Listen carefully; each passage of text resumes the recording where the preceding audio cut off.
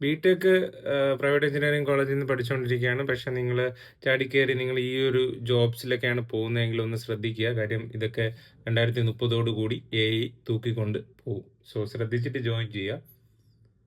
പറയാൻ പറ്റുന്നത് IMFന്റെ ഒരു റിപ്പോർട്ട് പ്രകാരം 40% ഓഫ് ജോബ്സ് എല്ലാം AI എക്സ്പോസ്ഡ് ആവും. ആ എക്സ്പോസ്ഡ് ആവുന്ന AI ജോബ്സിൽ 50%ഉം അതിനൊന്ന് AI ലിഫ്റ്റ് ചെയ്യും കേട്ടോ. അതൊന്നും തീർത്തും ഇല്ലാതാക്കണമല്ല, അതിനെ ഒന്ന് ജസ്റ്റ് മോൾഡ് ചെയ്ത് അതിനെ കൊണ്ടുവരാനാണ് AI ശ്രമിക്കുന്നത്. തീർത്തും ഇല്ലാതാക്കാനായിട്ടുള്ള ഒരു സംഭവമല്ല. സോ നിങ്ങൾ ചെയ്യാൻ പോകുന്ന jobs customer service 24/7 customer service ആണെങ്കിൽ ശ്രദ്ധിക്കുക. അത് ടക്കനെ AI തൂക്കിക്കൊണ്ടു പോകാൻ പറ്റുന്നതേ ഉള്ളൂ. Because AI can speak well, AI can respond well. 90-95% ക്വരീസും AI will be solving. പിന്നെ ഒരു 5% മാത്രമേ ഒരു ഭയങ്കര എസ്കലേഷൻ ആവശ്യമുള്ള അല്ലെങ്കിൽ ഭയങ്കര കോംപ്ലിക്കേറ്റഡ് ആയിട്ടുള്ള ഒരു ക്വരീസ് ഉള്ളൂ.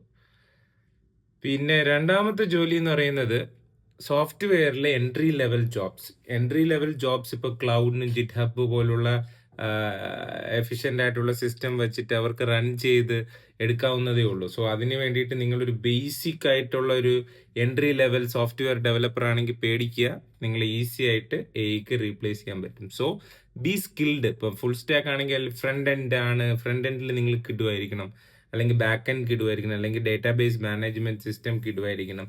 അപ്പം ഇങ്ങനെയുള്ള പല കാര്യങ്ങളിലും സ്പെസിഫിക് ആയിട്ട് സ്പെഷ്യലിസ്റ്റ് ആയിട്ട് വർക്ക് ചെയ്യുക, എങ്കിൽ മാത്രമേ നിങ്ങൾക്ക് അവസരം ഉണ്ടാവുള്ളൂ. മൂന്നാമത്തെ ജോലി എന്ന് പറയുന്നത് കോണ്ടന്റ് ഓർ SEO റൈറ്റിംഗ്. അങ്ങനെ കോണ്ടന്റ് റൈറ്റിംഗ്, SEO ഒക്കെ ഡെവലപ്പ് ചെയ്യുന്ന ഒരാളാണ് എങ്കിൽ അതിനെ തൂക്കിക്കൊണ്ട് പോകാനായിട്ട് AI പറ്റും. സോ അതിനെ നിങ്ങൾ മോൾഡ് ചെയ്യുക.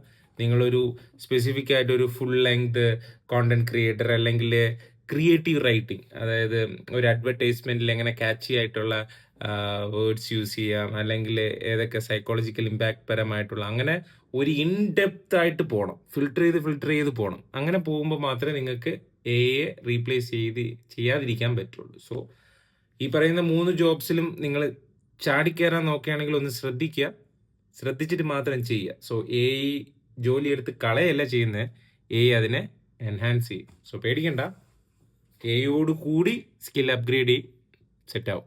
സ്വന്തം BTech bro. Bye, have a nice day.